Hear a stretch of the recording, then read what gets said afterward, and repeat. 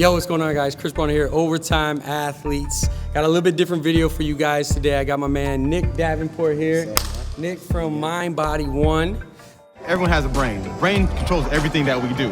Now, when it comes to fighting, we've seen that everyone's pretty much fast, strong, athletic. So what's going to separate them is how do they process information, be able to make their movements more efficiently. Essentially what Nick does is he works with cognitive conditioning.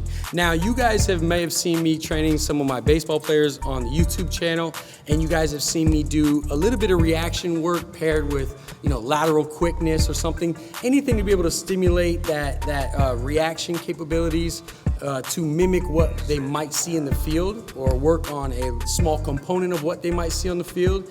And what Nick does is Nick actually works with another friend of ours, another mutual friend, Phil DeRue over at American Top Team, DeRue Strong. Shout out to him. And what you do is you work with a lot of fighters, not just fighters, but you work with high-level football players, basketball players, baseball players, and you go kind of deep into that. Like, I do this on a low level, and we were obviously talking about it.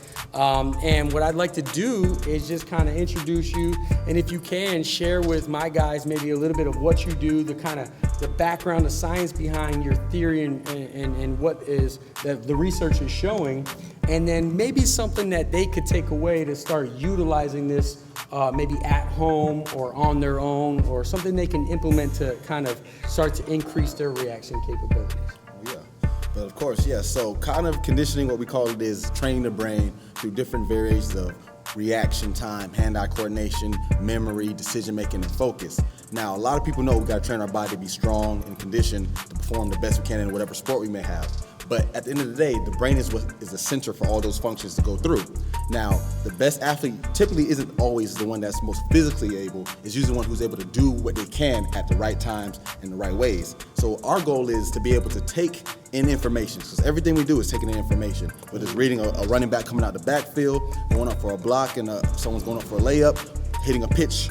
So all of that comes in taking in information, whether it be visually, physically, or auditory. So if you can do that more efficiently and faster than the next man, you're probably gonna come out on top more than likely. Makes perfect sense. So when my company, Mind Body One, comes in, we said, let's not just work on the cognitive just in a single standpoint, because you think cognitive, brain, you might think of like video games or brain games that you just sit at a computer and do different drills and things like that. But we want you to be able to do those same thinking abilities and similar, like Chris said, in your sporting environment. So not are we just making you think, but think while you have to perform like a ball toss or a catch or something like that. So you gotta process information while still trying to physically do and execute an action. So that's where the thing comes down to, because if you can do that simultaneously, your brain adapts to it, because we're just a product of what we do all the time. Right. You can't go to a game and just say, I'm gonna work out or play today. You gotta work out and train to get there. Same thing with your brain. You can't say, oh, I'm gonna process the information efficiently and be able to just go out there and think clearly if you never practice that.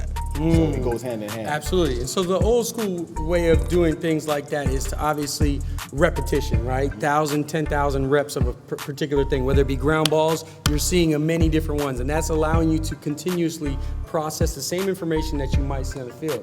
What you're saying is being able to almost elevate that by creating a little bit more stimulus to be able to take in while performing something that's sport specific. So obviously I mentioned, hey, is there something of value that they can start to do, but really it comes down to what sport they're playing. Yeah. So it's really, for somebody who plays infield in baseball, obviously that's something that can support them that we were talking about.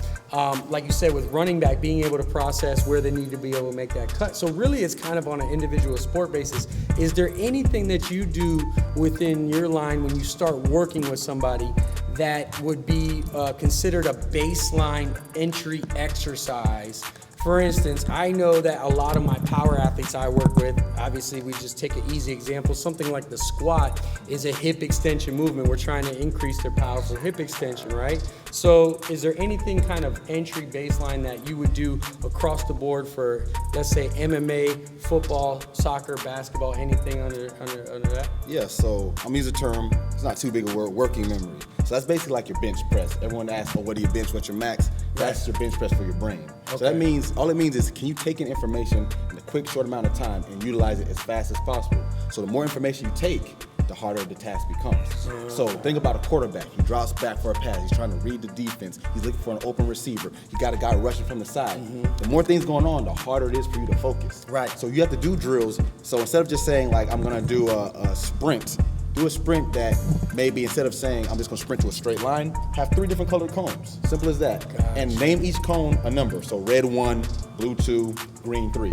So be about 20, 30 yards away, and the coach is just waiting to call it, and you hear 3 called, so you have to react to the number versus just saying, I'm gonna run to a straight line. Gotcha. So that's the simplest way we can do this. Gotcha. But we always can make this harder. Absolutely, and you've gone deep with it, and I know that you have a plethora of exercises specific to each people's sport. So where can people find you if they wanted to kind of seek more information, where you talk more about it? I know you have an Instagram. I'm not sure, I believe you have a YouTube as well. Where can people find you if they want to check this out? So the best place to find as of now is Mr. Mental Muscle on Instagram. I have a boatload of drills, different explanations of why we do this and what we do with our athletes and our other populations. So Mr. Mental Muscle. So you go there, I have everything listed, and you can hit me up anytime. Also, you go to our website, themindbody1.com, and that way you can get more information on what the overview of our company is, what sport you may be doing, and see where it can apply to you. Absolutely, I appreciate that, man. Thank you very much, bro. I appreciate you coming on. Thank you. And we've talked a lot recently, and it's one thing that we were sharing, and he was kind of helping me out with. So if you guys are interested in this, drop a couple comments below. Let me know what you guys think. And we were talking about maybe possibly being able to put something out there to continue to help them out, whether that be like a program or something. Anything we can do to continue to help you guys. And I hope you guys enjoy. Check him out, and I'll catch you guys next time.